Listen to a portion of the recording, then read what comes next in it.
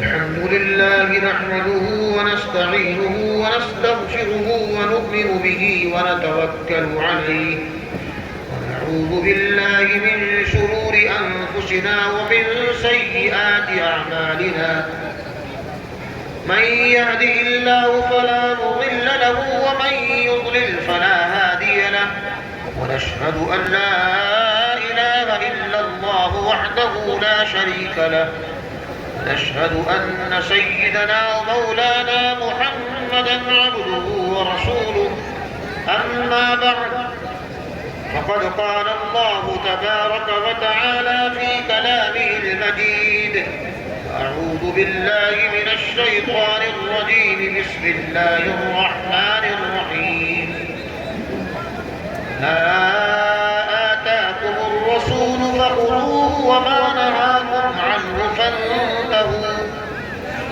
صدق الله العظيم.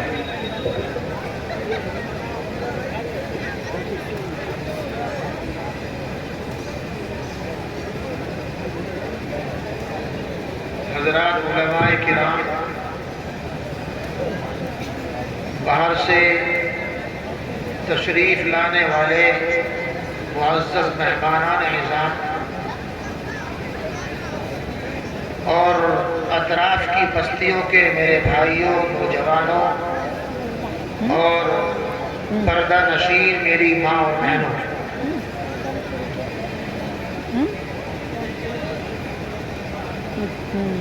سوا 10 بج چکے ہیں. مجھے بہت لمبی بات بھی نہیں کرنی،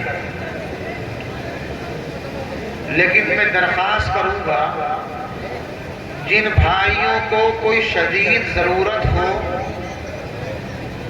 جن بھائیوں کو شدید ضرورت ہو، کوئی پریشانی ہو تو وہ جا سکتے ہیں، اور جن کو ضرورت نہیں ہے شدید وہ اطمینان سے بیٹھ جائیں، پھر شور نہ کریں. مائک سے زیادہ وہ دائیں اور بائیں کے ہمارے بھائی کھڑے ہوئے ہیں، ان کا شور مجھے محسوس ہو رہا ہے. اس لیے ادھر جو دائیں طرف میرے بھائی نوجوان کھڑے ہوئے ہیں، یا تو یہاں سامنے آ جائیں، اور اگر ان کو ضرورت نہیں ہے بات سننے کی، دین کی، کسی ضرورت سے جانا ہے تو ضرورت سے جا سکتے ہیں. یہ دینی پروگرام ہے، اس کا ادب کرنا ہماری ذمہ داری ہے. یہ کوئی دنیاوی پروگرام نہیں کہ ہم باتیں بھی کرتے رہیں اور دین کی باتیں ہوتی رہیں. اس میں ہمارے لیے بھی اور آپ کے لیے بھی یہ خیر نہیں ہے. اسٹیج پر بڑے بڑے علماء اکرام تشریف فرما ہیں، قراء اکرام موجود ہیں، بڑے بڑے شعراء یہاں موجود ہیں. آپ نے اس شعراء کا کلام بھی سنا، اور آپ نے اپنے اس محبوب مدرسے کے بچوں اور بچیوں کی نعتیں، نظمیں، تقاریر اور قرآن پاک کی تلاوتیں بھی سنی. مجھے حیرانی ہو رہی تھی، میں تو آپ کے اس بستی میں، اس علاقے میں پہلی بار مجھے حاضری کا موقع ملا، اور میں سنتا تھا کہ مولانا بلال صاحب جس مدرسے کے ناظم ہیں، اس کے آس پاس کے گاؤں کے لوگ اس مدرسے سے بڑا والہانہ تعلق اور محبت رکھتے ہیں. اطراف کی میری مائیں اور بہنیں اس مدرسے سے بہت تعلق اور عشق رکھتی ہیں. یہاں کے نوجوان، بوڑھے، بچے، ہماری ماں اور بہنیں، وہ بھی اپنے اس محبوب مدرسے سے بہت تعلق رکھتی ہیں. یہ سنتا تھا، مولانا بلال صاحب بتلاتے تھے. لیکن آج مجھے اپنی آنکھوں سے دیکھنے کا موقع ملا کہ واقعتاً یہ کوئی بہت بڑا پروگرام انہوں نے منعقد نہیں کیا تھا. اپنے اس مدرسے کے بچوں کی ایک انجمن ایک شاخ ہے مدرسے کی جہاں بچوں کو نعت، تقاریر اور قرآن پاک کی عملی مشق کرائی جاتی ہے، سکھلایا جاتا ہے۔ چھوٹی سی انجمن تھی، کوئی سالانہ بڑا پروگرام نہیں تھا، اس کے باوجود پورا علاقہ اطراف سے اس مدرسے کے اندر امڑ پڑا، اور مرد حضرات نہیں، ہمارے بزرگ نہیں، جوان نہیں، بلکہ ماں اور بہنیں بھی، اور ان کے لیے باقاعدہ مولانا بلال صاحب نے الگ سے بیٹھنے کا، آنے کا الگ سے انتظام کیا۔ دوستو، اللہ تعالیٰ سے دعا ہے کہ اللہ تعالیٰ آپ کے اس جذبے کو اور مزید تقویت عطا فرمائے اور آپ کو اپنے اس محبوب مدرسے سے اور محبت پیدا فرمائے۔ کہو آمین۔ آمین آمین ثم آمین۔ یہ چھوٹے چھوٹے بچے اور بچیوں نے جو ناظرہ قرآن پاک سنایا، نعتیں سنائی، نبی کی شان میں اپنے الفاظ پیش کر کے گنگنانا شروع کیا، بچوں نے، بچیوں نے تقریر پیش کی الگ الگ عنوانوں پر، اور مجھے حیرت تھی کہ اس طرح وہ تقریر اور نعت پڑھ رہے تھے جیسے کسی نے ان کی باقاعدہ ٹریننگ کی ہو۔ ایک مجاور مقرر، ایک تجربے کار مقرر، تجربے کار نعت تھا، قرآن پاک پڑھنے والا جس طرح پڑھتا ہے، ان بچوں نے، آپ کے بچیوں نے اتنا عمدہ مظاہرہ کیا۔ اللہ تعالیٰ اس مدرسے کو دن دوری رات چوگنی ترقی عطا فرمائے، اور اللہ تعالیٰ اس کے اساتذہ اور جو ناظم ہیں مولانا بلال صاحب، میں سنتا تھا لیکن آج میں نے اپنے کانوں سے سنا اور آنکھوں سے دیکھا کہ اتنا عمدہ معیار ان بچوں کا تینوں طریقوں پر، تقریر بھی، نعت بھی اور قرآن پاک کی تلاوت بھی۔ یوں تو انسان کے ہر عمل میں کہیں نہ کہیں خامی اور کمزوری ہوتی ہے، بس یہ تو اللہ کی ذات عالی ہے کہ جس نے جو چیز جس طرح بنا دی وہ مکمل ہے۔ لقد خلقنا الانسان فی احسن تقویم، انسانوں میں کالے بھی ہیں، گورے بھی ہیں، ناٹے بھی ہیں، لمبے بھی ہیں، ہر طرح کے، اندھے بھی ہیں، چندے بھی ہیں، لیکن اللہ نے اپنے کارخانے میں سب کو اچھا بنایا۔ اگر کمی ہے تو ہمارے کاموں میں کمی ہو سکتی ہے۔ میرے بھائی اور بزرگوں، میں یہاں کے بستی والوں سے، ماں اور بہنوں سے میں درخواست کروں گا کہ ان مدرسوں کی قدردانی کرو، ان مدرسوں میں اپنے بچوں اور بچیوں کو پڑھنے بھیجو، ورنہ دوستو جن ملکوں میں یہ مدارس ختم کر دیے گئے، جن علاقوں میں یہ مدارس قائم نہیں ہیں، مسجد اور مکاتب نہیں ہیں، وہاں کے بچے اور بچیوں کے سروں پر یہ ٹوپی اور اوپٹے نظر نہیں آتے، وہاں بھائیوں کے چہروں پر ڈاڑیاں نظر نہیں آتی، وہاں ماں اور بہنوں کے اندر ہی جذبہ پیدا نہیں ہوتا کہ وہ آ کر کے دینی پروگرام سنیں۔ ڈانس کی محفلیں، ڈانس بار جہاں چلتے ہیں وہاں دنیا جاتی ہے، پیسے خرچ کرتی ہے۔ کمال تو ہے دینی پروگراموں میں آ کر کے ادب کے ساتھ سننا، بے ادبی نہ ہو۔ میرے بھائی اور بزرگوں، اللہ کا شکر ہے کہ اس علاقے کے والوں کو اپنے اس مدرسے سے، مدرسے والوں سے، مولانا بلال صاحب سے حد درجہ تعلق اور محبت ہے، اور اس کا نتیجہ یہ آپ کے سامنے، آپ کے بچے اور بچیوں نے جو قرآن اور نعت و تقریریں کی وہ آپ کے سامنے، اور پھر بڑے بڑے شعراء اور بڑے بڑے عربی مدارس کے پڑھنے والے حضرات نے ان کو نمبرات دیے۔ اتنے بڑے مجمع میں مائک میں آ کر کے بڑے بڑے قراء اور بڑے بڑے شعراء اور علماء کے درمیان میں آ جانا ہی بہت بڑی بات ہے۔ یہ جائے گا یہاں تقریر کرنا، نعت پڑھنا، تلاوت کرنا، اسٹیج پر کھڑے ہونا، مائک پر بولنا ہر ایک کے بس کی بات نہیں۔ آپ دیکھتے ہوں گے جب الیکشن آتا ہے تو علاقے کے، گاؤں کے، دیہات کے M L A, M P کسی کے ساتھ میں بہت سارے اکٹھے ہوتے ہیں اور مائک لے کر بولنا شروع کر دیتے ہیں، ان کو تجربہ نہیں ہوتا، ہمت نہیں ہوتی، تو بولنا چاہتے ہیں کچھ اور نکلتا ہے زبان سے کچھ، اور ان کے پیر وہ لڑکھڑاتے ہیں، پسینہ آ جاتا ہے، نیچے سے اوپر تک پسینے ٹپکنے لگتا ہے جیسے کہ اس پنڈال سے ابھی وہ شبنم ٹپک رہی ہے۔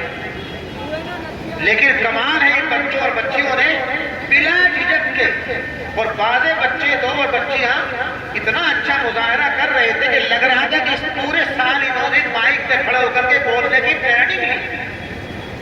میرے بھائیوں، یہ اس مدرسے والوں کی ان بچوں پر مخلصانہ محنت کا نتیجہ ہے۔ اس لیے میں درخواست کروں گا اس مدرسے کی قدر کرو۔ سب قدر کرو گے بھائی؟ نہیں؟ ہاتھ اٹھاؤ، سب ہاتھ اٹھاؤ۔ آدھے تو میرے پاس سن ہی نہیں رہے، بعضے سوتے ہیں، اور سونے والا کبھی نہیں کہتا کہ مجھے نیند آ رہی۔ کسی سونے والے کو آپ پوچھ دیجئے کہ سوتے ہو کہ نہیں، میں سو نہیں رہا۔ ایک مولانا صاحب تقریر کر رہے تھے تو سامنے ایک بڑے صاحب، بڑے میاں اولڈ ایج، وہ بیٹھے ہوئے سو رہے تھے، اور سوتے سوتے کبھی ادھر لڑکتے کبھی ادھر کو لڑکتے۔ مولانا نے کہا کہ بڑے میاں جاگ جائیے، سوئیے مت۔ تو کہتے کہ مولوی صاحب میں سو نہیں رہا ہوں، آپ کی باتوں میں بڑا مزہ آ رہا ہے، اسے گھوم گھوم کے سنتا ہوں۔ اور تھوڑی دیر کے بعد میں وہ بڑے میاں سوتے سوتے سوتے سوتے نیچے گر گئے۔ جب نیچے گر گئے مولانا نے پھر ٹوکا کہ بھائی اب تو مان جاؤ، جاگ جاؤ، سو مت۔ کہنے لگے مولوی صاحب میں سو نہیں رہا ہوں۔ اور کیا کر رہے ہو؟ کہ مجھے آپ کی تقریر میں بڑا مزہ آ رہا تھا اور شیطان مجھے پریشان کر رہا تھا، میں نے شیطان کو پٹک کے مار دیا۔ دیکھیں، سونے والا نہیں کہتا سو رہا۔ الغرض یہ مدرسہ، ان مدارس کی تاریخ، بس ایک واقعہ ذکر کروں گا، اس کے بعد میں انشاءاللہ بات ختم کروں گا۔ ایک واقعہ اس مدارس کے تعلق سے سنانا چاہتا ہوں، اس لیے سب حضرات غور سے سنیں۔ دیکھو، آپ کے بزرگوں نے 850 برس اس ملک پر بادشاہت اور حکومت کی، اور ایک وقت وہ آیا کہ ہماری بدعملیوں کے نتیجے میں علماء اور صلحاء اور اللہ کے بندوں سے، مسجدوں سے اور مدرسوں سے دوری کے نتیجے میں اللہ نے ہماری گرفت فرمائی اور اس ملک کو انگریز جیسے ظالم کے حوالے کر دیا۔ اور انگریز نے اس ملک پر اتنا ظلم کیا، اتنا ظلم کیا، اس زمانے میں 53,000 بڑے بڑے علماء کو پھانسی کے پھندے پر لٹکایا۔ 53,000 بڑے بڑے، چھوٹے موٹے نہیں، بڑے بڑے علماء کو پھانسی کے پھندے پر لٹکایا، اور جو بھی مسلمان نظر آتا اس کو بھی پھانسی کے پھندے پر لٹکا دیا جاتا۔ ایک انگریز مورخ، اس کا نام ہے مسٹر ٹامسن، وہ اپنی کتاب کے اندر وہ یوں لکھتا ہے کہ دلی کی جامع مسجد اور دلی سے پنجاب کا ایک راستہ جاتا ہے، وہاں ایک جگہ پڑتی ہے خیبر، تو کہتا ہے کہ دلی کی جامع مسجد سے لے کر کے خیبر تک ہر پیڑ پہ، ہر درخت پر ایک عالم کی لاش لٹکی رہتی تھی، ان کو ہاتھی پر بٹھا کر لاتے اور گلے میں پھانسی کا پھندا لگا کر کے ہاتھی کو آگے چلا دیتے، اور وہ عالم دین تڑپ تڑپ کر اپنی جان دے دیتے، اور قتل عام کا بازار گرم کیا۔ ہماری مائیں بیوہ ہو کر دی گئی، بچے یتیم کر دیے گئے، لوگوں کے گھروں میں چولہے بند ہو گئے، کھانے کو لالے پڑ گئے۔ ایسا ظلم کا ماحول پورے ملک میں انگریزوں نے بچایا۔ وہ جانتا تھا کہ جب تک اس مسلمان کا تعلق قرآن سے، قرآن والوں سے، مدارس سے، علماء سے، اللہ والوں سے رہے گا، ہم ان کا بال بیگا نہیں کر سکتے۔ تو سب سے پہلے علماء کو ختم کرو، پھر داڑھی والوں کو مارو، پھر ان مدارس کو اور مساجد کو ختم کریں گے۔ انگریز نے ایک چال چلی، انگریز نے ایک اسکیم بنائی، وہ گھر گھر جا کر کے دستک دیتے اور کہتے کہ یہ بچہ یتیم ہو گیا ہے، اس کو کوئی پرورش کرنے والا نہیں، میرے بھائیوں، ابھی تو جان کے لانے پڑے ہوئے تھے، ابھی تو قتل عام کیا گیا تھا، لیکن انگریز نے ہماری نسلوں کے ایمان پر ڈاکہ ڈالنے کے لیے ایک اسکیم، ایک پلان تیار کیا۔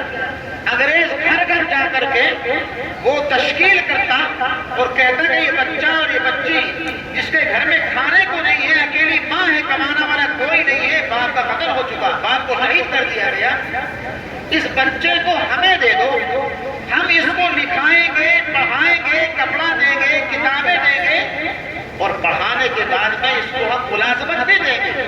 میرے بھائی اور بزرگوں، ایسے نازک وقت میں جب انسان بھوک سے لاچار اور مجبور ہوتا ہے، اب تو میڈیا کا زمانہ ہے، آپ دنیا کے ملکوں کے جو ظلم کے احوال آپ کے سامنے ہیں، ان بھوکے بچوں کو دیکھو، ان بچیوں کو دیکھو، وہ پیاس میں بھوک میں کیسے تڑپ رہے ہیں اور تڑپ تڑپ کر جان دے رہے ہیں۔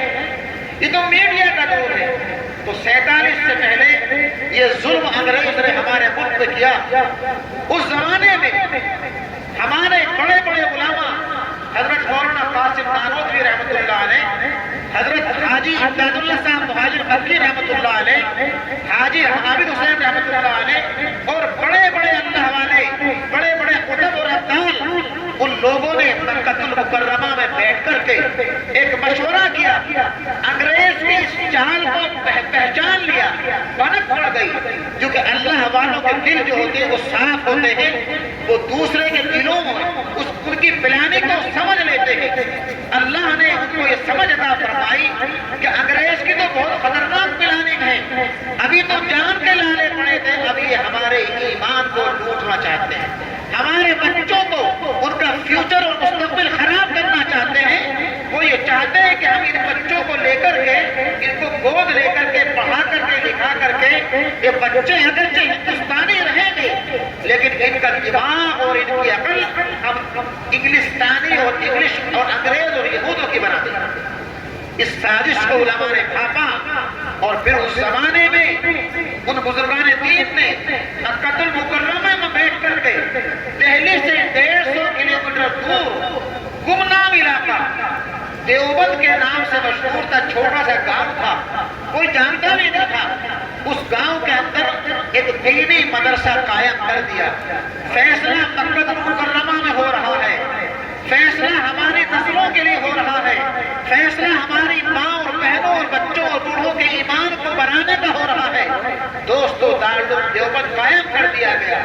پھر اسی دارالعلوم دیوبند کے فرزند تحریک آزادی کے، تحریک ریشمی رومال کے ایک بہترین فرزند جس کو ہم شیخ الہند حضرت مولانا محمود الحسن دیوبندی کے نام سے جانتے ہیں، انہوں نے اس تحریک کو آگے بڑھایا اور آزادی کے دگل کو آگے بڑھایا، اور ان کو اس جرم میں مالٹا کی جیل میں ڈال دیا گیا۔ مدتوں مالٹا کی جیل میں رہتے ہیں۔ حضرت مولانا حسین احمد مدنی آپ کے خادم ہیں، آپ کے لیے رات کی ٹھنڈک میں ٹھنڈے پانی کو اپنے پیٹ سے لگا کر کے تہجد کے لیے پانی پیٹ کی گرمائی سے گرم کر کے وضو کراتے ہیں۔ ایسے مجاہدان زندگی ہمارے علماء نے قربانی دی ہے۔ وہ فرماتے ہیں کہ میں ہندوستان میں مسلمانوں کے زوال اور ان کی بگڑتی اور گرتی ہوئی حالت کے بارے میں 2 چیزوں پر غور کیا ہے۔ ان میں سے ایک ہے مدرسوں اور مکاتب کا قیام اور عوام اور مسلمانوں کا ان سے پوری میری خواہش یہ ہے کہ میں اور میرے شاگرد پورے ملک میں، گاؤں گاؤں، جگہ جگہ، شہروں میں، مسجدوں میں، محلوں میں ایک قرآنی مکتب قائم کیا جائے، کیونکہ جو کچھ ہمارے اوپر مصیبتیں آئی ہیں یہ قرآن سے دوری کا نتیجہ ہے۔ میرے بھائیو، آج الحمدللہ ان اکابر نے دارالعلوم کی بنیاد رکھی اور پھر دارالعلوم کے پلیٹ فارم سے پورے ملک میں آزادی کی جنگیں لڑی اور انگریز کو یہاں سے بھاگنے پر مجبور کر دیا، اور پھر ان کے شاگردوں نے پورے ملک میں جگہ جگہ، محلے محلے، گلیوں میں، مساجد کے اندر قرآن کے مکاتب قائم کر دیے گئے۔ یہ مدرسہ بھی انہی کی کوششوں کا نتیجہ ہے، انہی کی محنتوں کا ثمرہ اور پھل ہے، جس کی گود میں آپ اور ہم سب بیٹھے ہوئے ہیں، اور آپ کے بچوں نے، بچیوں نے قرآن پاک اور تقریریں اچھے سے اچھے انداز پر لب و لہجے پر یہ یہاں پیش کی ہیں، یہ انہی مدرسوں کی دین ہے۔ دوستو ان کی قدر کرو، خدا خواستہ خدا را اگر ہمارے نسلیں اور ہم ان مدرسوں سے دور ہو گئے، ان مسجدوں سے دور ہو گئے، علماء سے تعلق ہمارا کٹ گیا، آج پوری دنیا وہ سمجھ چکی ہے، پورا ملک سمجھ چکا ہے کہ اگر مسلمانوں کو خراب کرنا ہے، اگر مسلمانوں کا اندر دینی شعور کو ختم کرنا ہے، اگر مسلمانوں سے ان کے دین کو کمزور کرنا ہے، اگر ماں اور بہنوں کے اندر سے دین کا جذبہ ختم کر دینا ہے، تو سب سے پہلے ہمیں ان کو مسجدوں اور مدرسوں سے دور کر دینا ہے، مدرسے والوں سے علماء سے دور کر دینا ہے۔ میرے بھائیوں، ہم دنیاوی تعلیم کے خلاف ہرگز نہیں ہیں۔ آپ اپنے بچوں کو ڈاکٹر بنائیے، انجینئر بنائیے، IAS بنائیے، آپ لیڈر بنائیے۔ ہمیں ضرورت ہے وکیلوں کی، مسلمان وکیل بھی بنیں گے، مسلمان IAS بھی بنے گا، مسلمان ڈاکٹر اور انجینئر بھی بنے گا۔ ہمیں ہر چیز کی ضرورت ہے، لیکن سب سے پہلے ہم اپنے بچوں کو قرآن کی تعلیم دیں، عقیدے کی تعلیم دیں۔ وہ جہاں کہیں بھی رہے، وہ DM رہے، SP رہے، انجینئر رہے، دنیا کے کسی کونے میں چلا جائے، سب سے پہلے اس کو یہ یاد رہے کہ تو مسلمان ہے، اس کے قلم سے کوئی ظلم نہ ہو، اس کی زبان سے کسی کو تکلیف نہ پہنچے، اور ان مدرسوں میں ایک ایسی جماعت بھی تیار ہوتی رہے جو نبی کے طریقوں کو بتلاتی رہے، جو نبی کے طریقوں پر عمل کرنا سکھلاتی رہے، نبی نے جن کاموں کے کرنے کا حکم دیا ہے ان کو کرتا رہے، نبی نے جن کاموں سے روکا ہے ان سے روکتا رہے۔ میں نے قرآن کی آیت پڑھی تھی، اللہ فرماتے ہیں قرآن پاک میں آتاکم الرسول فخذوہ وما نہاکم عنہ فانتہوا، اے لوگوں جو رسول تمہیں دے کرنے کا حکم کرے اس کو کر ڈالو، اور رسول جس سے منع کرے اس سے اس کو رک جاؤ۔ آج ہمارے سوسائٹی میں یہ موبائل ایسا دشمن ہمارے گھروں میں بچوں کے ہاتھ میں آ گیا ہے، اس نے نوجوانوں کی زندگیاں تباہ کر دی، ہماری بہنوں کی زندگیاں تباہ کر دی۔ تنہائیوں میں اس موبائل میں کتنے گناہ ہوتے ہیں کسی کو معلوم نہیں۔ بچوں کی آنکھیں خراب ہو گئی، ان کے دماغ خراب ہو گئے، وہ پڑھنا نہیں چاہتے۔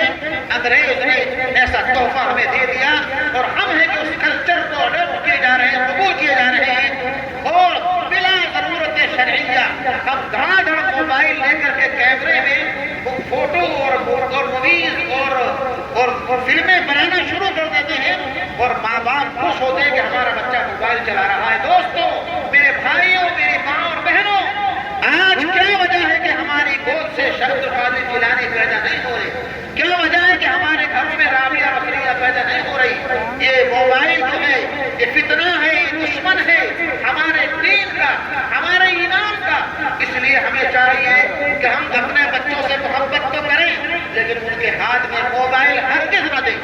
میرے بھائی نوجوان جو اسکول اور کالج میں پڑھتے ہیں، میں ان سے درخواست کرتا ہوں، خدا را اگر تم IAS بننا چاہتے ہو، اگر تم IPS بننا چاہتے ہو، اگر بہترین انجینئر بننا چاہتے ہو، اگر تم بہترین MBBS MS MD بننا چاہتے ہو، اگر تم سول انجینئر بننا چاہتے ہو، تو اپنی زندگی کو اس موبائل سے دور کر لیجئے، تم سب کچھ بن جاؤ گے۔ دوستوں، غیروں کو دیکھو کہ ان کے بچے موبائل کو ٹچ نہیں کرتے، تب جا کر کے وہ IAS IPS بنتے ہیں۔ 3 سال تک اپنے روم میں ان کو اسٹڈی کے لیے، مطالعے کے لیے بند کر دیا جاتا ہے۔ خادم گھر کا کھانا لاتا ہے، ایک وقت پر لاتا ہے، ایک وقت پر اٹھا کے لے جائے گا، وہ آپ سے پوچھے گا بھی نہیں، بولے گا نہیں کھایا نہیں کھایا۔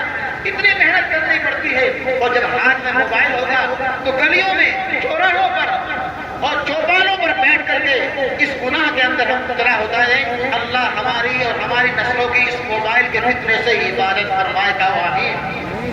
آمین۔ اور میرے بھائیوں، جو میرا واقعہ سنایا، میرا واقعہ پورا ہو گیا، اس کا خلاصہ میں نے کیا کہ یہ مدرسہ آپ کا انہی اکابر کی مرہون منت ہے۔ یہاں اس وقت مولانا بلال صاحب ناظم ہیں، ان کا اساتذہ ہیں، ان کی کارکردگی وہ جگ ظاہر ہے، عیارہ چھ بیان، مجھے بیان کرنے کی ضرورت نہیں، لیکن چونکہ میں نے دیکھا ہے، اپنے کانوں سے سنا ہے، تو آپ کے دل و دماغ میں یہ بتلا دوں، جس اچھے اور اعلیٰ معیار پر ان بچیوں نے اور بچوں نے یہاں مظاہرہ کیا ہے، بہت سے مدارس خالی ہیں اس طرح محنت کر کرانے سے۔ اللہ ان کی محنتوں کو قبول فرما لے، اللہ اس مدرسے کو خوب ترقی عطا فرما دے، اور ان بچوں نے حفظ قرآن کیا ہے، اللہ ان کو بہترین حافظ بنا دے، اور حافظ قرآن کے بارے میں کیونکہ وقت بہت ہوتا جا رہا ہے، حافظ قرآن کے بارے میں ایک واقعہ سنا دیتا ہوں بات پتہ۔ یہ بچے جنہوں نے قرآن کا حافظ کیا ہے، حفظ کیا ہے، یہ نیک اعمال کریں گے، اللہ کل قیامت کے دن ان سے فرمائیں گے اے میرے بچے، اے میرے بچے، دنیا میں تو قرآن پاک کو جس طرح پڑھتا تھا آج جنت میں بھی ایسے ہی پڑھتا رہے۔ تیرے لیے ایک آیت کے بدلے جنت کا ایک درجہ ہے۔ قرآن پاک میں 6,232 علی اختلاف الاقوال آیتیں ہیں، اور لوگوں کے مقابلے میں یہ حافظ بچے جنت کے 6,000 بڑے زیادہ درجے پر بلند ہوتے ہیں۔ ان حافظ کا مرتبہ یہ ہوگا، اس لیے کہ ہمیں چاہیے اگر ہم حافظ نہیں بن سکے تو اپنے بچوں کو حافظ بنائیں۔ اگر ہمارے بچے بھی بڑے ہو گئے تو نواسے اور نواسیاں، ناتے اور ناتیاں،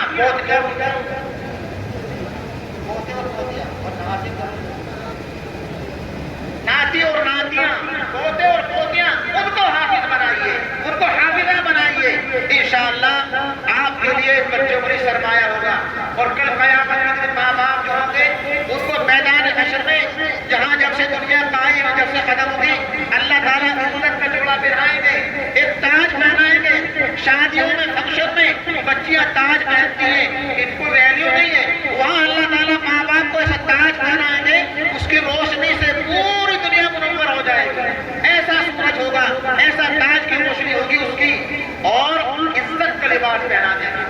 آگے چلیے، خاندان والے بھی محبوب نہیں، جس خاندان میں ایک حافظ ہو گیا، عامل ہو گیا، اللہ تعالیٰ اس کی سفارش پر خاندان کے 10 آدمیوں کو جہنم سے نکال کر کے جنت میں بھیجنے کا فیصلہ کرتا ہے۔ اس لیے سب نیت کریں کہ انشاءاللہ ہم حافظ بنیں گے۔ اگر بڑی عمر کے ہو گئے ہیں تو بچوں کو، پوتوں کو، پوتیوں کو حافظ بنائیں گے، اور ناتی اور ناتیوں کو حافظ بنائیں گے۔ انشاءاللہ نیت کرو، ویسا سب نیت کرتے ہو نہیں؟ اللہ تعالیٰ جزائے خیر فرمائے، اللہ جزائے خیر فرمائے، اور اس مدرسے کو خوب ترقی عطا فرمائے، اور مولانا بلال صاحب اور ان کے اساتذہ اور جنہوں نے، ہمارے بڑوں نے، پوروجوں نے یہ مدرسہ بنایا ہے، اللہ ان کو جزائے خیر عطا فرما کر کے ان کی قبروں کو نور سے منور فرمائے۔ کہو آمین۔ آمین آمین۔ اب آپ کے سامنے